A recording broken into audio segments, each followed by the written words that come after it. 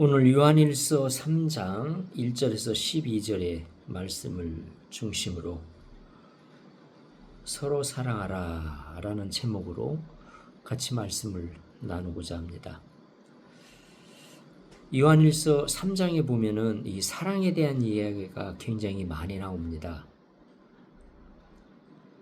서로 사랑해라, 사랑을 나타내라, 사랑을 보여줘라, 행함과 진실함으로 사랑해라, 이런 이야기가 요한일서 3장의 주제고 결론으로 나오게 됩니다. 이 요한 저자는 이 말을 하기 전에 우리의 신분에 대해서 먼저 이야기를 합니다.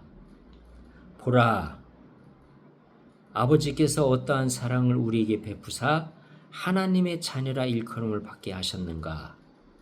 다시 말하면 우리의 신분을 하나님의 자녀로 말하고 있습니다. 하나님께서 우리에게 자녀 삼으시는 그런 사랑을 베풀어 주셨다는 거죠. 이 하나님의 자녀의 이 모습, 이들에게 주어진 특권은 뭐냐면은 나중에 예수 그리스도와 같은 모습으로 변화가 된다는 겁니다. 이것은 예수 그리스도께서 재림하신 이후에 우리가 하늘나라에서 하나님을 만나게 됐을 때, 그리스도를 만나게 됐을 때 변화될 모습을 말해주고 있어요. 그 2절을 보면은 우리가 그와 같을 줄을 아는 것은 그의 참모습 그대로 볼 것이기 때문이니, 우리가 예수 그리스도처럼 예수 그리스도와 같은 존재로 같은 모습으로 변화된다는 거예요. 그렇게 나타난다는 거예요. 그 왜 그러냐면은 예수 그리스도의 참모습을 있는 그대로 볼 거라고 이야기를 하고 있어요. 우리가 지금 현재의 모습은 육체를 가지고 있는 이런 모습이죠. 그래서 늘 연약한 모습을 가지고 있어요. 죄를 질 수밖에 없는, 죄의 유혹을 받는, 또 죄에 대해서 넘어지는 그런 연약한 모습을 가지고 있어요. 그런데 예수 그리스도께서 나타나실 때 우리가 그와 같은 사람이 된다는 거예요. 왜냐하면 예수 그리스도의 참모습을 그대로 보기 때문이라는 거예요. 같은 차원이 아니면은 그대로 볼 수가 없거든요. 우리가 지금은 하나님을 있는 모습 그대로 볼 수 없어요. 왜냐하면 우리가 지금 처해 있는 상황과 하나님이 가지고 있는 그 차원이 다르기 때문이에요. 다시 말하면은 이 영의 세계는, 이 우주의 세계는 영적 세계를 포함하여 물리학자들이 말하기를 11차원, 또 어떤 사람은 13차원이라고 말하고 있어요. 근데 우리는 고작 해야 지금 보통 4차원 세계를 살고 있거든요. 가로 세로 높이, 거기에 시간, 혹시 1, 2차원을 더 추가한다 하더라도 4, 5차원밖에 되지 않아요. 그러니까 차원이 너무 달라요. 그래서 우리가 현재는 하나님을 있는 모습 그대로 볼 수 없어요. 우리 차원이 높은 차원으로 변화돼야 돼요. 그러니까 영적 차원을 포함하는 그런 모든 차원을 포함해서 있는 모습 그대로 가지게 된다는 거죠. 이것은 우리에게 꿈이고 소망이고, 이것이 우리에게 비전인 거죠. 우리와 그가 같은 예수 그리스도와 같은 모습으로 변화된다. 이거는 우리에게 소망인 거예요. 그 모습으로 영원히 그리스도와 함께 산다. 이게 바로 영생이죠. 그리고 하나님에서 하나님과 함께 영원히 하나님의 자녀로서 살게 된다는 거, 이것이 바로 우리의 소망이요 축복인 겁니다. 그래서 3절에 뭐라고 말하냐면은 주를 향하여 이 소망을 가진 자마다 예수님의 깨끗하심과 같이 자기를 깨끗하게 하라는 거예요. 쉽게 말하면은 죄를 짓지 말라는 거죠. 예수 그리스도는 깨끗하시다는 거예요. 그래서 그와 같은 모습으로 우리가 변할 거기 때문에, 그와 같은 모습으로 우리가 변화될 것이기 때문에 이 소망을 가진 자들은 예수 그리스도의 깨끗하심과 같이 자기도 깨끗하게 하라는 거예요. 그러면서 이제 죄 짓는 부분을 이야기합니다. 죄를 짓는 자는 불법을 행하나니 죄는 불법이라. 그러면서 뭐라고 말합니까? 8절에 보니까 죄를 짓는 자는 마귀에게 속했다. 왜냐? 마귀는 처음부터 범죄한 자다라는 이야기를 하면서 하나님의 아들이 나타나신 이유는 바로 마귀의 일을 멸하려 하심이라. 마귀는 처음부터 범죄한 자예요. 그리고 자기만 범죄할 뿐만 아니라 다른 사람들로 하여금 계속 죄를 짓게 해요. 그래서 우리 인간들이 죄를 짓는 것은 이 마귀의 유혹을 받아서, 마귀의 꼬임을 받아서 죄를 짓는 거예요. 그리고 마귀가 계속해서 우리 인간을 속여요. 그리고 미혹해요. 그래서 죄를 짓게 만들어요. 그래서 마귀는 이 죄의 근원이에요. 그리고 처음부터 죄를 진 자예요. 그래서 죄를 짓는 자는 다 마귀에게 속하는 거예요. 그래서 마귀가 가는 지옥에 들어가게 되는 거예요. 원래 지옥은 인간을 위해서 만든 곳이 아니에요. 마귀를 위해서 만든 곳이에요. 그래서 마귀가 지옥을 들어가면서 마귀에게 속한 자들이 같이 다 이렇게 지옥으로 가게 된 거예요. 그런데 9절에 뭐라고 말하니까 하나님께로서 난 자마다 죄를 짓지 않는다. 하나님의 씨가 그의 속에 거하며 그도 범죄하지 못하는 것은 하나님께로 났음이라 라고 말하고 있어요. 그러니까 하나님께로서 난 자는 죄를 질 수 없다는 거예요. 왜냐하면 하나님의 씨가 그 속에 있기 때문에 그렇다는 거예요.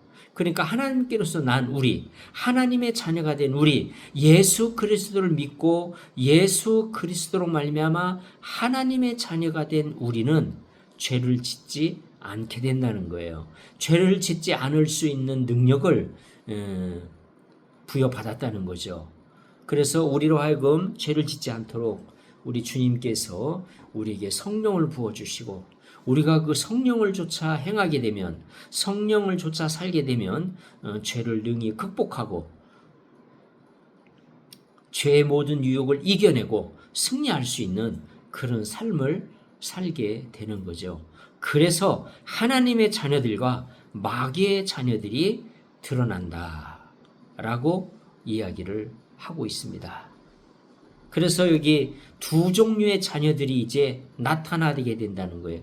두 종류의 자녀들이 이제 확연히 구분이 되면서 드러나게 된다, 그런 얘기예요. 그래서 우리가 하나님의 자녀이기 때문에 예수 그리스도로 말미암아 하나님의 씨가 우리 안에 있기 때문에, 또 예수 그리스도께서 믿는 자들에게 부어주시는 성령을 우리에게 부어주시고 우리 안에 성령으로 인쳐 주셨기 때문에 우리 안에서 사시는 그 성령님을 따라 살게 되면, 그 성령님의 인도를 받게 되면 우리는 하나님의 자녀로서 죄를 짓지 않는 하나님의 자녀가 된다는 거예요. 그래서 이제 그 이후에 13절부터 쭉 계속해서 예를 들어요. 그러니까 하나님의 자녀로서 사는 사람들, 죄를 짓지 않는 사람들의 그 특징이 무엇이냐? 예를 하나 드는데 형제를 사랑해라. 이런 행함이 나타난다는 거죠. 이것이 바로 하나님의 자녀의 특징이라고 말하고 있어요. 이 형제라고 하는 것은 우리 가족 안에서의 형제를 말하고, 또 교회 공동체 안에서의 형제를 말하고, 또 우리가 가지는 이 에클레시아 공동체 안에서의 형제 자매들을 이야기하는 거죠. 그래서 우선은 먼저 육신으로 우리가 그 친척이 있고 가족들이 있어요. 우리가 육으로 맺어진 부모님, 그리고 가족이 있어요. 또 우리 자녀들이 있고 형제 자매들이 있고, 그 육신의 형제 자매들도 우리가 가족이죠. 그건 육신의 가족들이에요. 이와 마찬가지로 우리는 에클레시아 영적 공동체의 자녀가 있어요. 근데 이 영적 공동체의 자녀는 공동체가 우리가 하나만 속해 있는 것이 아니라 하나만 속해 있을 수도 있지만 2개, 3개, 4개 여러 개 속해 있을 수도 있거든요. 그래서 교회 공동체라고 하는 것은 우리 눈에 보이는 그 로컬 처치, 우리가 실제로 다니고 있는 교회, 그 교회당, 예배당, 그것이 교회가 아니고 그것도 하나의 교회지만 우주적 교회, 예수 그리스도를 믿는 모든 사람들의 그 모임, 에클레시아, 그 공동체. 우리 이 주일 이 오후 예배에 나오는 이분들, 또 기도 모임에 나오는 모든 그 우리 분들 다 이게 또 하나의 공동체가 되는 거죠. 그래서 여기에 속해 있는 분들이 한 가족이고 형제인 거예요. 그래서 우리는 여러 개의 공동체를 가질 수 있어요. 그 공동체에 속해 있는 그 공동체마다 에클레시아가 되고 그 에클레시아 안에서 만나는 형제자매들 살아나는 거죠. 행함과 진실함으로 사랑하는 그런 축복이, 그런 변화들이 우리에게 나온다라고 하는 얘기를 그 이후에 계속해서 쭉 하고 있어요. 그래서 행함과 진실함으로 사랑하자라고 이제 결론을 맺고 있는데, 그 하나님의 자녀된 우리는 성령의 인도를 받아 그렇게 살아야 된다는 것이며, 또 그렇게 살 수 있는 능력을 우리에게 부어 주셨다라고 말씀하고 있습니다. 이렇게 살아야 되는 강력한 이유는 바로 우리가 예수 그리스도처럼 변한다는 거예요. 예수 그리스도처럼 된다는 거예요. 이거는요, 굉장한 말씀입니다. 이게 이 요한일서에서 이렇게 그 말씀하고 있는데, 이 말씀은 정말 우리에게 엄청난 그런 축복의 말씀인 거예요. 우리가 그와 같을 줄을 아는 것은 그의 참모습 그대로 볼 것이기 때문이다. 이거는 굉장한 말씀입니다. 예수 그리스도께서 나타나실 때에 우리는 그와 같은 존재로, 예수님과 같은 모습으로 변화된다는 거예요. 이거는 얼마나 큰 소망인지 몰라요. 우리가 이 땅을 살아가면서 가지는 그 어떤 비전, 그 어떤 꿈, 그 어떤 그 소망보다 가장 큰 것은 바로 이거예요. 우리가 이 소망을 가지고 우리는 살아야 돼요. 그래서 우리가 예수 그리스도처럼 된다. 예수 그리스도와 같은 존재로 변화된다 하는 이 믿음, 이 소망을 가진 자는 그의 깨끗하심과 같이 우리도 우리 자신을 깨끗하게 하면서 그런 모습으로 살아가야 된다는 거예요. 그래서 아주 이 3절이 아주 강력하게 우리에게 도전하는 말씀을 주시는 거예요.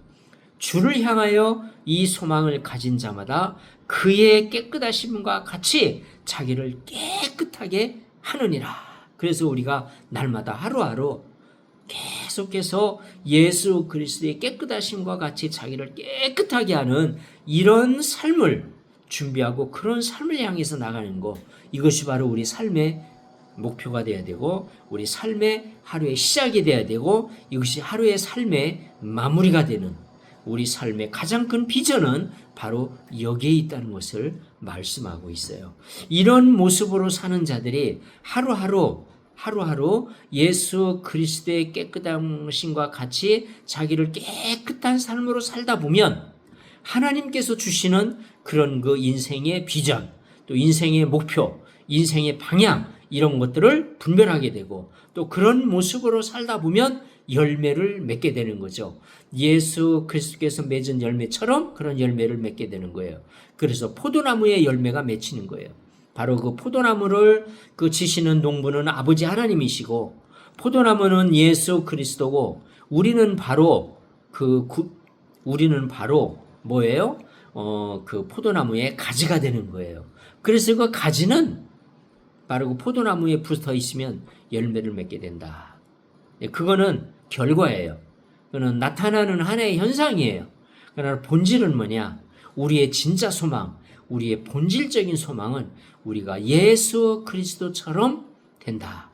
예수 그리스도의 모습으로 변화된다. 예수 그리스도와 같은 존재로 변화되어 영원히 주님과 함께 천국에서 산다는 거죠. 이 소망이 우리에게 본질적인 참된 소망이 되는 것이며 이 소망을 가지고 사는 자는 예수 그리스도의 깨끗하심과 같이 자기를 깨끗하게 하는 삶을 살게 되고, 그러한 삶을 살다 보면 하나님이 주신 인생의 목표와 비전도 이루게 되고, 그리고 열매도 이루게 되는 이러한 축복을 누리게 되는 것입니다. 이러한 소망을 가지시고 이제부터 하루하루 아침부터 저녁까지 항상 이러한 그 소망 가운데 하루를 시작하시고 하루를 마무리하시고, 늘 예수 그리스도를 향해서 점점 우리가 그리스도를 닮아가는, 그리스도를 향해 가는 이러한 삶을 살아가시는 우리 모든 성도님들 되시기를 축원합니다.